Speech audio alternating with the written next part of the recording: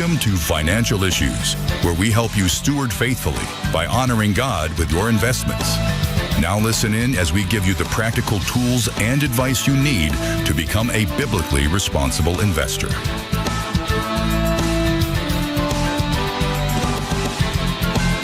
This is Financial Issues, where we help you defund darkness and fund the light by investing with biblical integrity. Folks, welcome to our show. Great to have you here with us today. Seth Udinsky, Samuel Case, and your host, Mark Manila. Phone lines are open, 610-363-1110. Mark, we're ready for a great show. Let's do it. How you feeling, brother? Absolutely. Let's do it. This is a terrific Tuesday, isn't it? Yeah, it sure is. Sure is. We're grateful to have you all, folks. Listen, phone lines are wide open. Love to hear from you. 610-363-1110. Give us a call. You can join us on our chat as well. We got a special guest joining us later, Twila Brase. Haven't heard from Twila in a while. It's going to be good to hear from her. She'll join us momentarily to discuss the latest efforts the Trump team is making to lower prescription drug costs, among other things. We'll discuss that. It'll be an interesting interview as always. But first and foremost, guys, Mark and Sam, we got a huge story here for the future of our nation. And I don't know if the other big outlets are reporting on this, but I know you're hearing it from us because this is so vitally important about the sustenance and I believe success of our nation. Sam, give it to us. What's going on in the Supreme Court? Well, tying into our interview about voter fraud last week, the Supreme Court is heard arguments yesterday in a case concerning mail-in ballots and whether or not they must be received by Election Day. Seems like a pretty big deal to me if you actually get the ballots on Election Day. That is the question. The case centers on a COVID-era Mississippi law that allows those mail-in ballots to be counted up to 5 days after Election Day, as long as they're postmarked for the day of. 13 other states also have similar laws. Again, they're all coming from COVID-19 when those exceptions were first made, but never gotten rid of. Lawyers for the RNC argue this law actually violates federal law, which specifically says that Election Day is the Tuesday after the first Monday in November, not just whenever you want it to be in November. Advocates for these COVID laws, though, say that states do have constitutional authority to, quote, make individualized judgments on how to best receive and count votes in federal elections. And we do have a ruling expected in this case in June. So, Mark, what is your take on this whole situation? Well, it's pretty deep, actually. Maybe not my take, but the whole issue.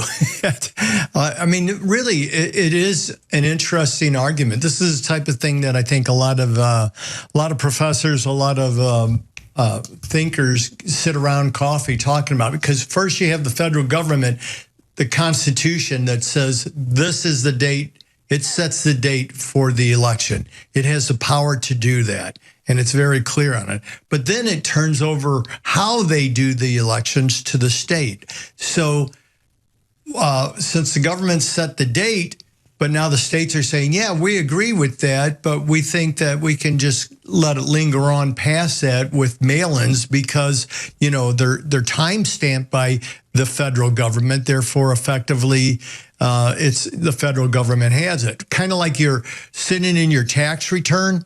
If you send it in and they don't receive it for 2 weeks, it doesn't matter as long as it was time-stamped before the date it was due. You know, that's what they're trying to argue. It's a really interesting argument, but I think the meat of it gets down to things like, it gets down to us trust in the elections because we've seen so much fraud. And I know some people are going to say, oh, you're a conspiracy theory. No, I've been reading books. I read too.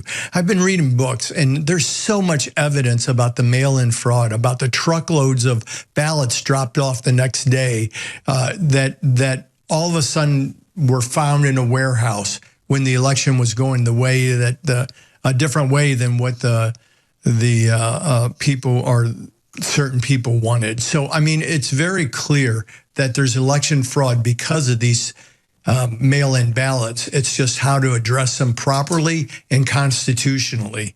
I just don't know why anybody would argue against what's trying to be done with this and what's trying to be done with voter ID. What about you guys? Well, Mark, you know, if I may, I think there is one reason why folks might be arguing against this, and it's the people who know that if there are safeguards that could allow. Yeah, so here we go. Rant time. Sam, what did Chad say about I don't know. I might agree with this, so there's no need to silence him. Yeah, so we'll see, Seth. What did AI say about Seth this morning? We did an AI screener just to see what, our robots overlords think about us, and it said that what is it? Seth is controversial and punchy but energetic. The most emotional of the three, I've been told as well. Absolutely. Thank you, AI. No, it's true, Mark. Listen, here's the deal. I'll just come out and say it. The Democrats won't like this because they know that they might not stay in power if they can't cheat to win elections. I mean, that's the bottom line. Now, in the old days, I used to worry about YouTube cutting us when we'd say stuff like that. I think we're in the clear with that now. But that's what it seems to me, is that anyone whose job might be at risk because of a fair ruling like this, they're going to vote against it. Absolutely. Mark, you brought up a great point. I mean, the longer you delay elections, the longer that you allow, the more safeguards, in quote, that you put for things like this, the more opportunity there's going to be for fraud. I get there are certain situations where, listen, you've got someone who has no legs and they can't actually get to the voting office, and they still want to be able to vote. That certainly, I'm willing to have that discussion about how we can allow that person to vote. But not everyone is like that person. Most people can get to the voting ballot by the time of election day. I don't know. That's my thought. ChatGPT was right on. What do you think, Sam? It's so hard to go to the polls, though. I want to be able to fill out my ballot in my underwear while watching TV, right? That's an image I'm not going to get out of my mind now for the whole show. Thanks, Sam. I really appreciate that. But you know what? There is a system. I agree with you totally, Seth. And I think that this has been abused to the utmost. Also, what's abused is our military voting. All those boys and girls overseas. They make it sound like, well, it's hard for them to get their votes in, and they always come in a week or two late. And it's like, no, they don't need to. We can track every single person in the military. We can find them on the battlefield. We can do all this kind of stuff, but we can't get them to vote on time. It's really easy. You just tell them that they got to vote on this date so that they can get here on time. And then you collect them all and you track them and you compare it to their IDs to make sure it's really theirs. And then you send them in and they get counted on the day that the votes should be counted. Same way with mail-ins. They get counted on the day that the election is being held. That's what we're fighting about right now. It needs to be the day that the elections are held, not 3 days later, not 5 days later after they've counted the votes and they found out one person is winning and one person is losing. And to make the person losing win, we need X amount of votes, like we've seen happen over and over again. And then all these mail-in and all these warehouses of votes are found, and then when they go through them, they find it's just crazy. Anyway, well, come on, Mark. You've heard of the 12 days of Christmas, right? This is the 12 days of election season. 12 days of election. Yeah. No, it just needs to be one day, and if the votes are in, they get counted. If they're not, they don't. We hold the Postal Service responsible for doing what they're supposed to do and not holding on to things. Remember, I forget what it was, but I believe I read an article where there was actually one postal service, one state's postal service whether it a city or state, was in on the whole mail-in fraud for that. It was a city, for that city. So, we have to hold them all accountable. But there's no reason we couldn't say one day a year, one day, on this day, we count the votes, all the votes, and that's it. And that everybody who really needs a mail-in, not just because they want to sit on their couch, watch TV, and check off a couple boxes and throw it in the mailbox at the last day, because they don't want to get up and have to exert their energy to and then it's ballot harvested by Democrat operatives. Exactly. It all needs to be the same day. It all needs to be done that way. Now, that's what the Supreme Court's going to figure out. A lot of people are going to be unhappy no matter which way it goes, but that's the way it's going to be figured out. My understanding is, of course, the conservatives are kind of against the mail-in ballot thing, and the liberals are more for it. So that's the split that we basically expected. Yeah. But again, I mean, with this Supreme Court, guys, there's some wild cards in there. Well, John Roberts, you never know what he's going to do. Even Amy Coney Barrett, I'm not sure I can figure her out at all. There are a couple of wild cards, people who aren't constitutionalists, who believe the Constitution is fluid, and actually they're just liberal and want to twist it to be what it could be. Yeah, that's the way. That's what we see, and that's what, unfortunately, people are losing faith in the U.S. because of what's going on in our elections. We need to tighten it up. Bottom line, if people can't get to the polls, they have weeks upon weeks ahead of time to get those in. There's no reason not to. And it shouldn't be automatically mailed out. You should have to request to be able to do that. And you still should have to prove who you are before you get that ID to mail in. Yeah, a little harsh, a little strong, but hey, this is my country we're talking about. I want to keep it strong for my kids and my grandkids. How about you? 610-363-1110. 610-363-1110.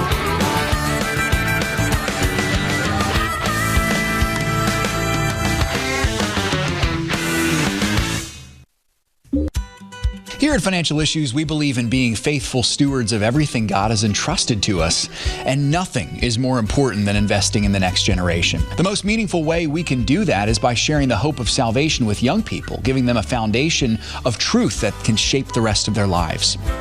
Crossroads Kids Club is an after-school program that brings the gospel directly to elementary school children in public schools across the country. Week after week, volunteers have the opportunity to build consistent, Christ-centered relationships with kids during some of their most formative years. These aren't just programs, they're life-changing encounters that point children to Jesus and surround them with encouragement, mentorship, and biblical truth. Together, we can make a lasting difference for the kingdom. We can help reach children who may never otherwise hear the good news. If you feel called to be part of sharing the gospel with kids in public schools, visit reachOurschools.com. Again, that's reachOurschools.com. It's easy to get caught up in the rush and forget about what really matters. Too often, we invest in stocks without knowing what they stand for. When your investments align with your values, your money speaks for you. Because biblical values matter, even when investing. Learn how to invest biblically and responsibly. Visit financialissues.org to learn more. That's financialissues.org. My baby was like this big, and I saw his heart beating on the screen. I went from, I don't want this baby, to talking to my child on the screen. That sonogram changed my life. I went from just Candace to Mom. To find out how you can support the life-saving mission of Preborn, go to preborn.com/FISM.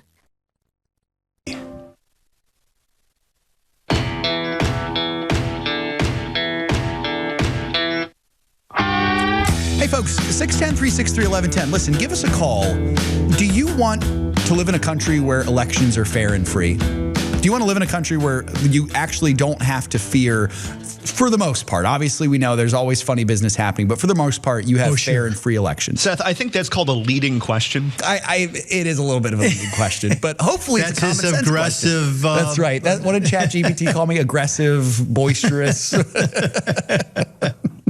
It did say you were fun, though. Yes. It wouldn't commit. It wouldn't commit to saying you're cool. It wouldn't commit to saying you're cool. That was the real question. It would commit cool, and it said it kind of depends. Well, we're gonna figure that out. Maybe I'll have to come in wearing shades on tomorrow's show. And then I wear my sunglasses at night. Listen, we all need a little hot sauce in the pot. You know what I'm saying? That's exactly it. 610-363-1110. Mark, I'm having a hard time figuring out, though, how it's controversial to just want to know that my vote is not going to be tampered with. You know, or that my I totally agree. Why is that controversial? Yeah, it's controversial because somebody loses the power to influence the election, to cheat, to make things go their way. Yep. Power is so important. We often forget, as Christians, we want to believe there's good in all of us. We want to believe that we all have a certain amount of good. But the reality is there's real evil in this world. And that evil starts at the top of it. Remember, Satan was cast to the earth. He is roaming the earth, devouring whoever he can. He is the main power in this world right now. If not for the Holy Spirit, we would be enslaved to him. Yeah. So when we look at elections, we have to say, whoa, there's some very powerful things going on here. It's just not some little town in Winnemucca, Nevada that somebody is manipulating the 16 votes on. It's in large cities, and they're doing crazy stuff because evil has the power to do so. We are the power against that. The Holy Spirit in us gives us the power to fight back. As Christians, that's what stewardship is all about. It's about wielding the power of God to his glory. And we need to step up and save this nation, this God-given nation, from evil by restricting the rules down to where they make sense and do not allow people to manipulate them. Well said, brother. Well, Mark, why don't we switch gears here and discuss a topic I think is very important for our audience to hear. Trump RX. Trump RX. I wouldn't. Yeah. Absolutely. Let's talk about that. And so we've got a special guest joining us here, Mark, of course, our dear friend Twila Brase. Twila, president and co-founder of CCH Freedom. So appreciate the work she does here, Mark. So I'll let you take it away with Twila. Well, Twila, are you with us? I am. Oh, I didn't know you were on. Well, it's great to have you and good to meet you. Thank you for joining us. It's very good to meet you. I've not met you before. Yeah, no, it's an on-air live awesome connection. There we go. Guys. This is fantastic. This is fantastic. Yeah. Well, Twila, for our listeners who may not be familiar, when we talk about Trump RX or prescription drug policy under the Trump administration, what are we really talking about here? We're talking about a portal that offers you a location service essentially for discounted drugs. So it's not a place where you actually buy medication. It's a place where you can find different medications and then locate where the cheapest price might be. It may or may not be totally the cheapest price, but that is the whole idea, that it's a discount portal for you to go in and find out if you can find a good price for the drug that you're looking for and pay cash for it. It's only for cash. Yeah. Now, see, that seems to go against it. We already pay premiums for our medical insurance, and now we can't use that to get low-priced drugs? Well, I think, if you're, people will look, okay, I'm going to just back up here. Okay. Just think about what your deductible is. How many people have, thousands of dollars as their deductible? And they have to pay all of this money up front before they can ever tap into their actual insurance. So before the insurance will pay. And so oftentimes they end up paying for those drugs out of pocket because the insurance doesn't pay toward that cost. Now, the thing to understand about this is that Trump RX is only one way to find discounted prices. And KFF, which is a Kaiser Family Foundation news service, says that many of the prices that are on Trump RX are some of the cheapest prices. The thing about a discount portal is that it could show you where these different places are rather than you figuring out or having to find out, do you need to go to the manufacturer to find a discount? Do you need to go to Cost Plus Drugs? Should you look at Good RX? So Trump RX is another place to go, but its whole idea is that you don't pay for the drug there. You go find out where some of the cheapest costs are that you could look and find that drug and pay cash there. Okay.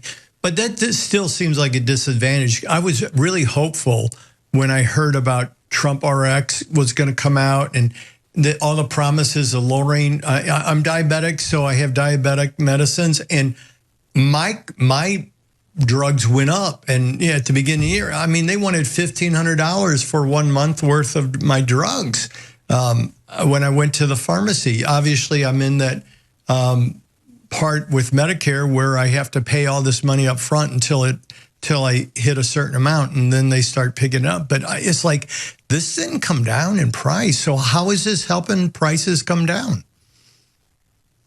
Well, I think you're running up against something different. Not like Trump RX is a solution. I mean, it is something that Trump RX tried to do with the idea. And as I said, according to KFF, which is all they do is health policy, and that's all they report on, that is some of the that is a place where you can find some of the cheapest prices. So there have been agreements with Trump RX and the pharmaceutical companies, and those are confidential agreements. We can't see them. That if you get a discount coupon from Trump RX, it might be the cheapest way that you can find those drugs. In February, I believe there were 43 different drugs listed on Trump RX from 5 different manufacturers. Now, my expectation is that that's going to expand.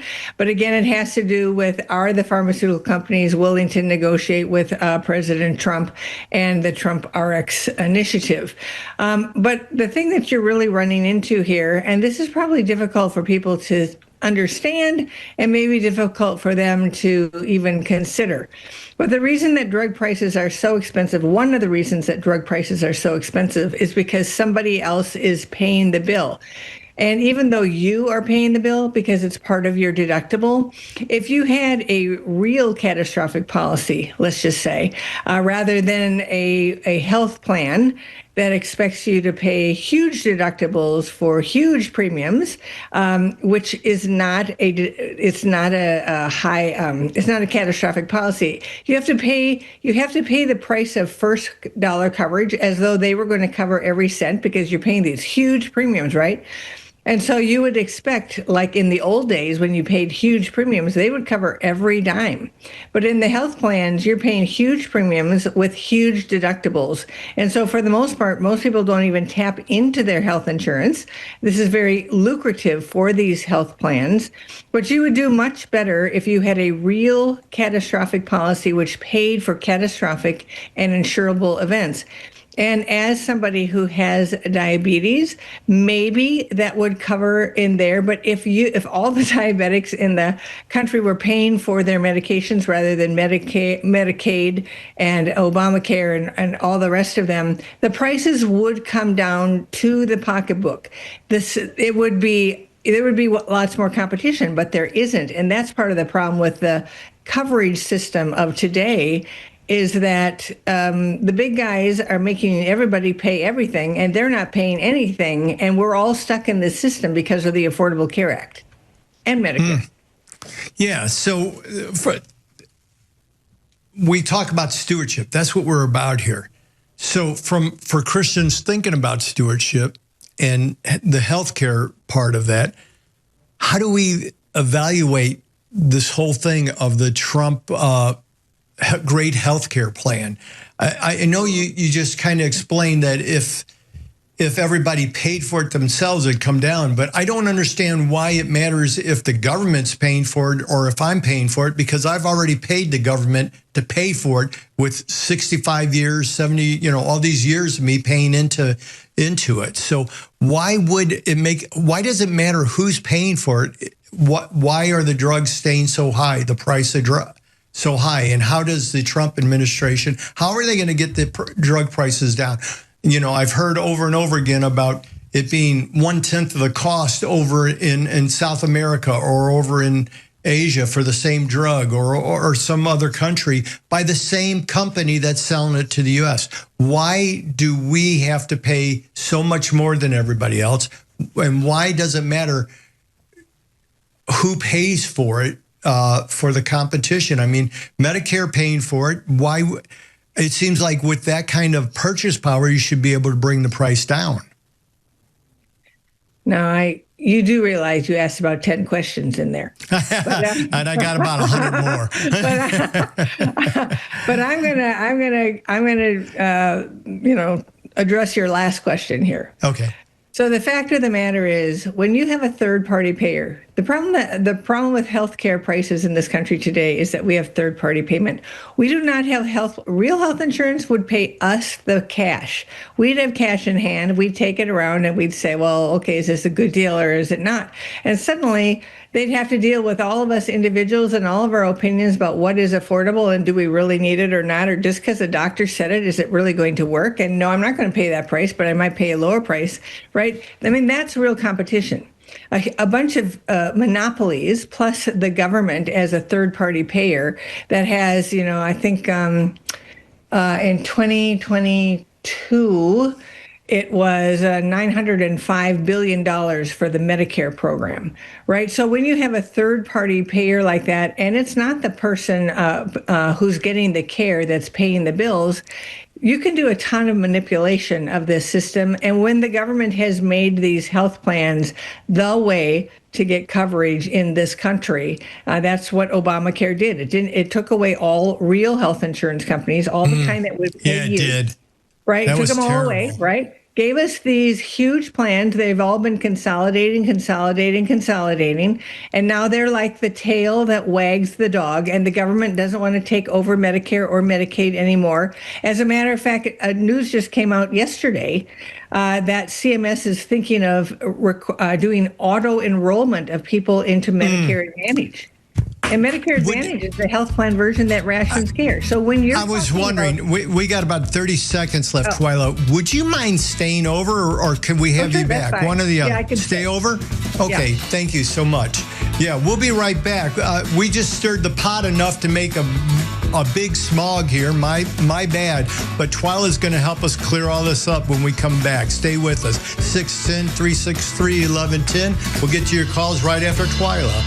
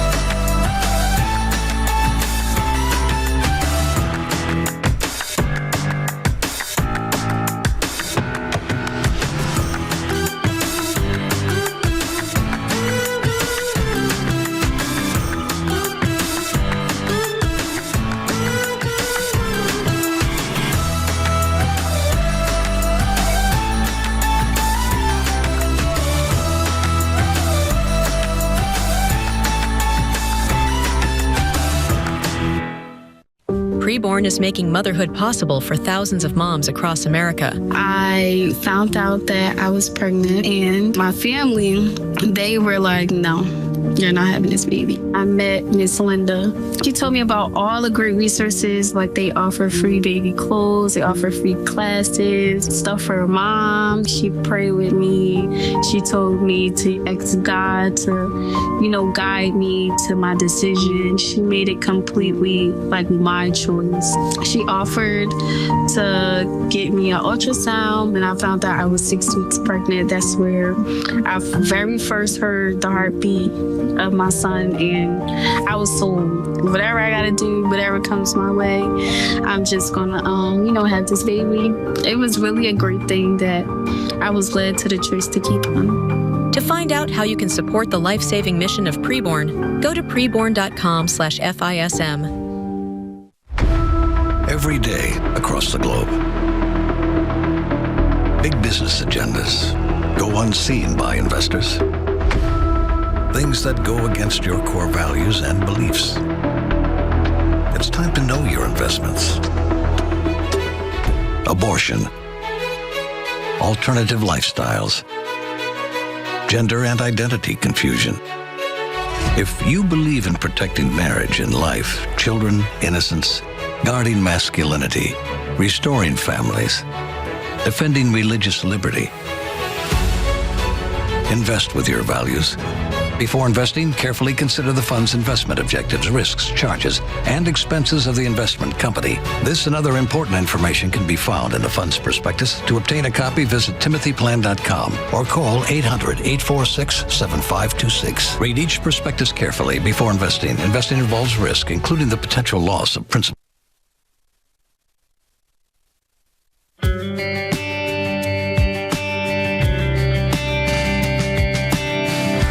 Welcome back, everyone. We're speaking with Twila Brase, the president and CEO founder of CCH Freedom, and she's helping bring clarity to all the confusion I brought up in the previous segment. Twila, help us clear this up for those listening. Help us get onto something solid instead of all these theories. What are we going to do? How do we get prices down? Why does the government cause prices to go up? Help us bring this all together.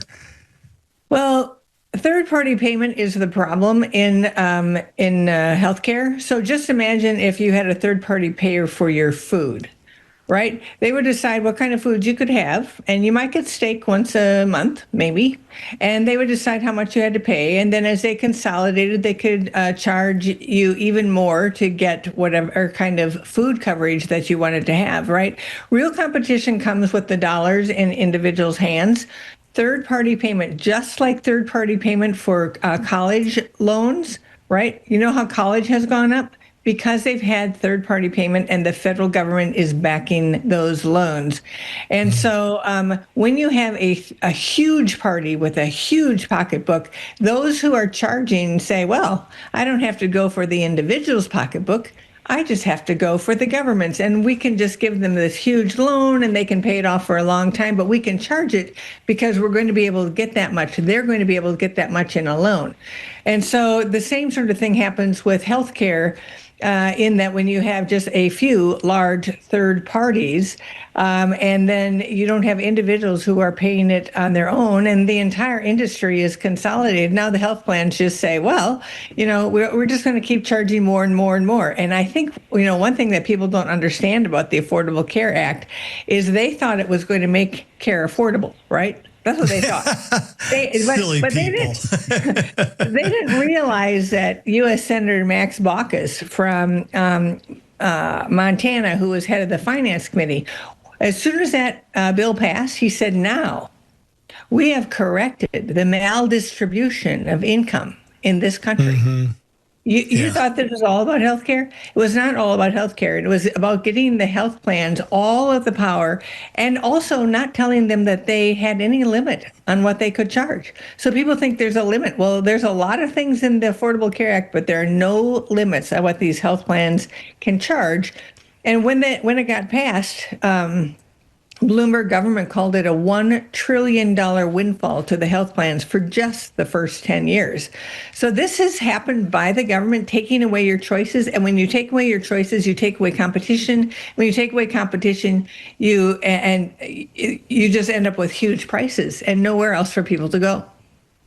I have a couple other theories with that. For example, pharmaceutical companies and large hospitals that have people in D.C. that help determine what they can and can't do by funding all sorts of elections and people in Congress and their PACs and whatnot. But let's not go there right now. Let's figure out, is there a solution? Well, there's definitely a solution. And the big players, and that includes government and all those who are looking for money from the pharmaceutical companies and the healthcare industry, those are two of the biggest funders that there are to campaigns in Washington, D.C. So all of those people who are gaining oodles of caboodles of money off of the current system, they're not going to be interested in the solution. But the solution, we call it the 3C solution: cash, catastrophic coverage, and charity. And cash is because anything in the whole country here that you have cash and you have to pay cash for, everybody is competing for your cash. Cash is where power comes. Cash is king. And in your hand, it is king. And you should have all the healthcare dollars in your hand. And that means true catastrophic coverage. That means major medical indemnity policies who have a contract with you. Not with your doctor, not with your hospital, nope, only with you. They don't go and there's no prior authorization for anything. The contract is with you, and as soon as you get a certain diagnosis or you need a certain procedure, they have a certain price that they're going to pay. And actually all the hospitals and doctors know in general what they're going to pay, and they start to kind of moderate their prices according to what they think is going to be in your pocket that you're going to be able to pay. But some of them might charge less because they think, okay, well, I want them to come here, and you might be able to keep keep a little money out of what the insurance company pays you because you went shopping. And most healthcare can be done by shopping. Most healthcare is not emergent. Most healthcare is elective or minor or routine, and minor routine doesn't even need insurance. That's where the cash and the competition should bring all the prices down. And I just went by a LASIK surgery billboard. And who remembers when LASIK surgery was even $10,000 an eye or $5,000 an eye? Yeah, well, crazy. this billboard said it was $1,100 an eye. Insurance has never paid for LASIK surgery. And because insurance has never paid for it, it has come down to a pocket-based price. Well, all that makes total sense, actually. And so what you're saying is we need the freedom to choose our own health care, not to be forced into it like it was done, what was that, 20, 30 years ago when healthcare was king in the world, when our healthcare was king in the world. And we need to get back to that. Unfortunately, we don't have enough time to keep going on to talk about how we get back to that. But you have some solutions at cchfreedom.org. Is that correct? You have some information out there where people can go out to see how to achieve health freedom. Yes, and this 3C solution initiative is we are really moving towards this. But we also gave President Trump a roadmap, and we gave him that roadmap, I believe, in December. And if you look at our press releases, you can see that roadmap. We sent him a letter, and we said, here are the things you should do, including force Congress to get rid of the prohibition against true catastrophic coverage. It would be very simple. He could use all of his pressure and say, no, we're going to bring back real health insurance in this country. Everybody should tell him that that's what he should do. Yeah, absolutely. So learn more about Twila's work at cchfreedom.org. Twila, we are so blessed to have had you here. I hope we can have you back real soon. Absolutely. All righty. God bless. Thank you. Such good stuff, Mark. I love getting to hear from Twila always. Absolutely. Brings such good insight. Really good stuff. And, you know, Mark, it really is, in every sense of the word, it is a financial issue because we have to we have to address health needs as they come up, for sure. And so having Twila as the person to go to be able to manage that is just amazing. Really good stuff. Absolutely. So glad she could be with us. And with that said, why don't we take a question in here? Yep, let's do that, Mark. Joshua is 44. He's saying, hey, Mark, I just received my tax return. I always use it to fund my wife's and my annual Roth contributions. Should I wait to see any additional market reaction to the war or any further financial issues adjustment to the buy list, or should I move forward now? It's a good question, Mark. What do you think for Joshua? And again, absolutely. He's 44. And Joshua, first, I love that you're disciplined not to take that and just go spend it, which is great, but you're using it to fund your Roth accounts. That's really a great habit. Really but let me challenge you before we answer it about one piece of strategy from a stewardship perspective, and I'll do it gently. A large refund means that you've been overpaying the government all year long, and it sounds like year after year, essentially giving them a loan at 0% interest for a whole year. Then they give it back to you actually after from the start to finish after about 15 months, and then you fund your Roth. Why not just adjust your withholdings so they more accurately reflect your withholdings or your tax, what's due on your taxes, and then you'd get more in your paycheck, and then you could systematically be investing month by month all year long and just taking that extra money that's coming into your paycheck and get it invested every month. You'd be ahead of the game then. And then instead of just taking a lump sum at the end of every year and wondering, should I just dump it in or should I dollar cost average, you'll already be systematically investing every month. So you'd be receiving more in your paycheck. You'd be automatically having that go to your Roth, funding your Roth systematically monthly, and you never even have to think about outside of going in and putting it into investments or reallocating when it's necessary. Just some thoughts. What do you think, Seth? No, Mark, I totally agree. I think for Joshua moving forward, I think that's the strategy to go to. I think addressing his question right now, because he just got his tax return, so he's trying to figure out what to do with that. Let's deal with that one. Yeah. I would tell him, Mark, I mean, tell me what you think of this. Wouldn't it make the most sense for Joshua to get in now while the market is a little bit down, as opposed to waiting until the war subsides and then it goes back up again. You might find some blue light specials now, Mark. Am I right? Absolutely. Now's not a bad time. We've had pullbacks from the peaks, which is good. Doesn't mean it's at the bottom, but it doesn't mean it's not going to turn around and just jump up. I believe the markets are up today again. This is 2 days in a row now after a week of down market. So are we at the bottom? Nobody knows. That's the thing. And at your age, it'd be good to just get in the markets, go forward, and realize that there's as much or more potential right now in the markets than there was at the beginning of the year. So I think it's a great idea just to go all the way in. And if it pulls back, don't freak out. It's going to turn around again. And, Mark, at the very least, Josh puts that tax return into his money market account, and automatically now you're making 3.5% or so as you. Yeah, at the very least, even if you're afraid to get, even if you're concerned with the markets, or if maybe the Lord's tugging on your heart and saying, don't do that because you might need this for something else. Okay, we're opening line 610-363-1110, 610-363-1110. Let's hear from you. 610-363-1110. Give us a call.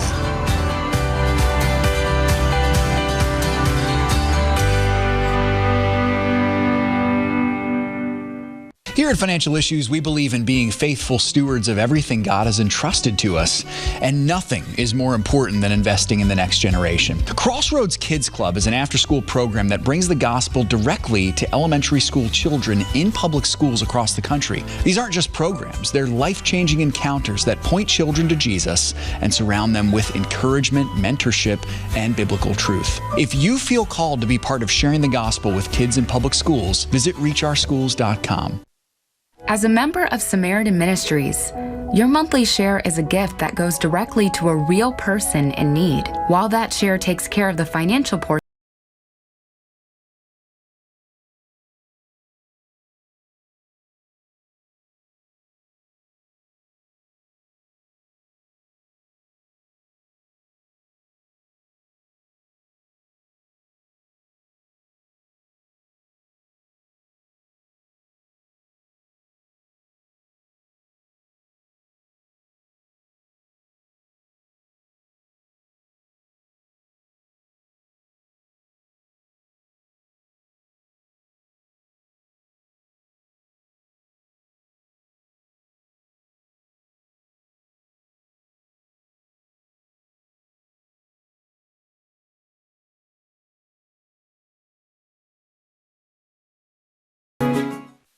Preborn is making motherhood possible for thousands of moms across America. I found out that I was pregnant. My family, they were like, no, you're not having this baby. I met Miss Linda.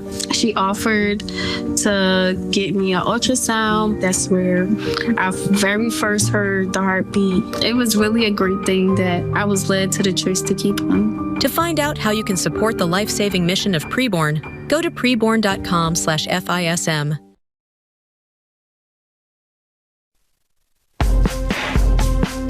The opinions and recommendations expressed on this program do not necessarily represent the opinions of the station or any of the program sponsors. Additionally, all products or services offered by the program sponsors may not be known by the program.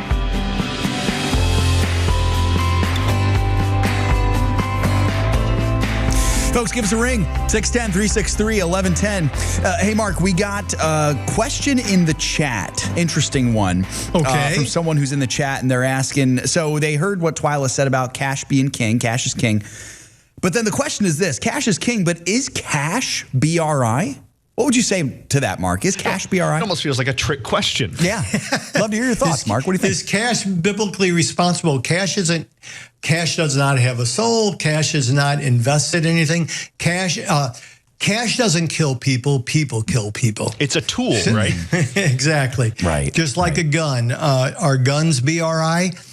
Can they protect you? Yes. Can you use them to protect the innocent and the helpless? Yes. Can they be used and abused? Absolutely. Same with cash. So it's just a medium of exchange. That's all it is. No different than anything else. I remember my son and I had a conversation about Bitcoin when it first started up and when things were going crazy. I looked into it, and it's like the majority of Bitcoin was being used on the dark web for drugs and trafficking of women and children. So I said that I would not be involved in it because people are using it for evil purposes. And he looked at me, he said, unlike cash. Exactly. And I was like, wow, you just clarified that for me, Mark. You just clarified that for me. So cash can be used for good and evil. It's neither BRI nor non-BRI. It's just a tool to implement transactions. How you use it determines if it's biblically responsible or not. Well said, brother. One more from the chat, guys. This is a really good one. Debbie Jean is asking, is the SAVE Act really good? Shouldn't the states be in charge of securing elections? Goes back to our first segment conversation, Mark. Others have said that if the federal agency gets hacked, we're all exposed. Mark, what do you think? And for those who don't know, the SAVE Act is essentially a voter ID bill that's currently nationwide, being, Sam, right? This is from the federal level too. This is not states. Yeah. What do you think, the SAVE Act says you have to produce citizenship to register to vote. And it doesn't say, I don't recall whether they keep that on file or not, but your registration, that you registered as a citizen and proved it, is kept on file. I don't know if they keep your registration information. I don't know why not. They have everything else. So that's the first thing. And then that you have to have ID to vote. Well, I in Missouri, we have ID to vote. When I go in, I have to show my ID to vote. They check it off that they check the ID. They don't make a copy of my ID. They don't do anything like that. They just check it off and make a note of the type of ID. So I'm not so sure how much, if the government gets hacked, everybody is hacked. There's something that a lot of people don't know. I used to own a small software firm.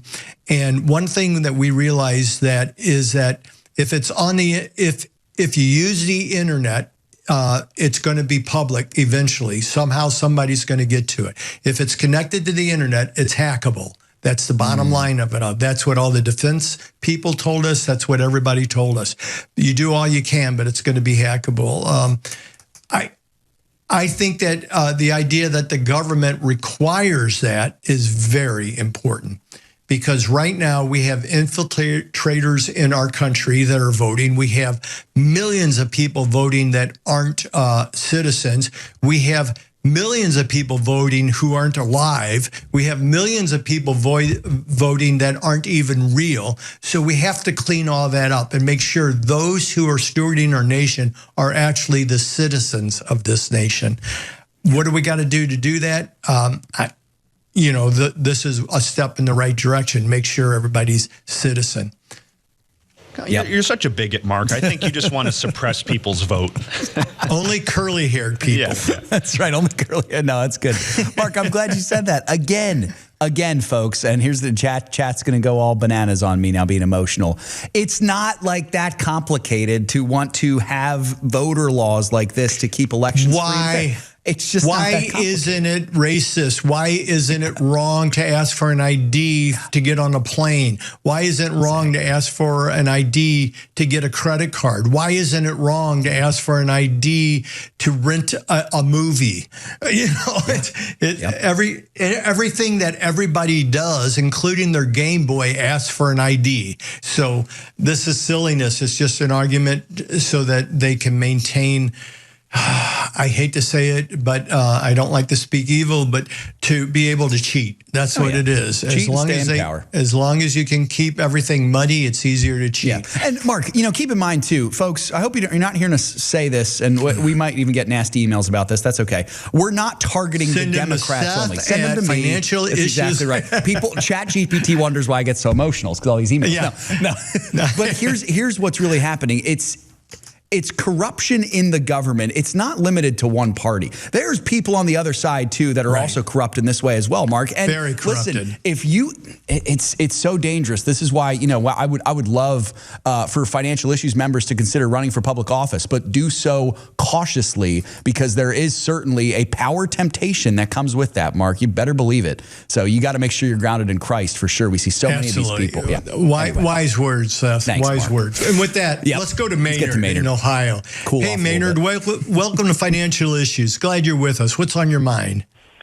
Hi, Mark. Hey, I I have a question regarding the ETF BIL versus the money market, the high yield money market accounts that actually Seth went through and identified for Schwab the 4 different high yield money market accounts. Right. And I have one of those, and so I was looking at those this morning, and actually what I found was the SNSXX is the one that is all T-bills, and I'm in one of the other ones, and the interest rate is a little higher, but it's like 0.08% more, which, so in my mind, it's worth the.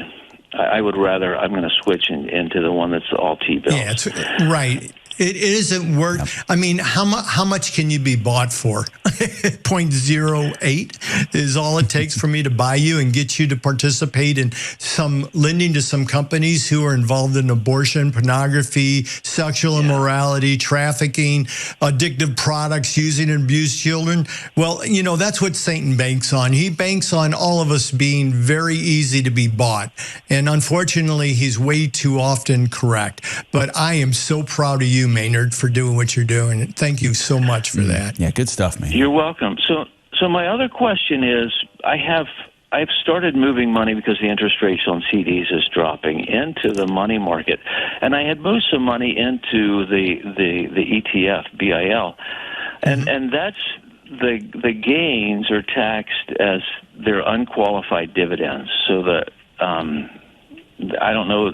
What is your opinion of using the ETF versus the mutual fund? The money markets are mutual funds. Is there a reason to do one over the other?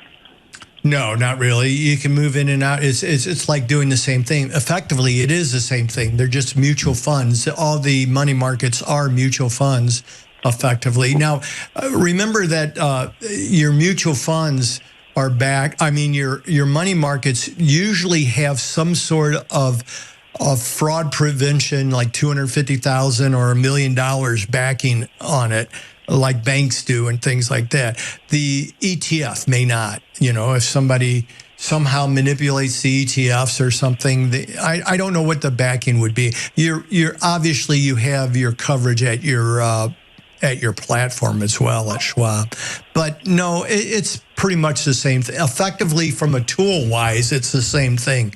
You're moving from one bucket of government bonds into another bucket of government bonds. That's all. Okay. All right. So whatever's easier for you. Okay. All righty. All right. Thanks. God bless you guys. It's good to talk. You too. Great talking to you, Thank you, Maynard. Appreciate it. Thanks, brother. All righty then. Great stuff. You think we got time for one more question? You want to try, Mark? Why don't we give? Yeah, let's do it. Let's give Ramona's a try. She's 72. She'll be 73 later this year. We'll start taking RMDs out of the regular IRA. She's got a pension. She'd like to wisely invest this. Do I have to meet the whole year's RMD before I put any into a Roth? Why don't we start with that question there, Mark? And if we have the answer is yes, you do. Yep, absolutely. And then you have to meet your RMD. Yeah. Is this process called a conversion? That's what she's wondering next. So is this a Roth conversion? Yes, it will be a Roth conversion if you move from a traditional IRA into a Roth. Yeah. Yep. It would be a conversion. Correct. Great. And then the final question, Mark, is just should she try to take out as much that would keep her in the same tax bracket? I assume the answer is yes if she can. Well, yeah, that would make sense. If you can afford the taxes. How old was she? Yeah, 72. She'll be 73 later this year, I believe. Oh, okay. Yep. But also remember the 5-year rule on this. Yeah.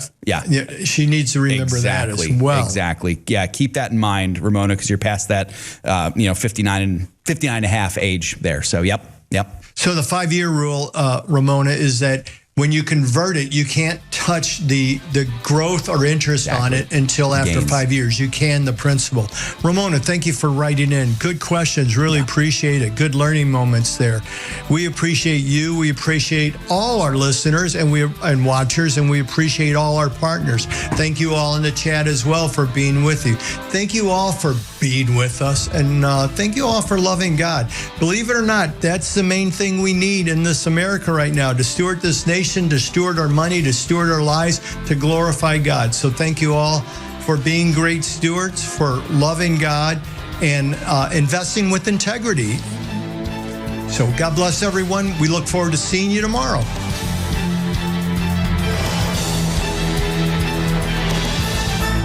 If we ever forget that we're one nation under God, then we will be a nation gone under. Thank you for joining us. This has been an FISM production.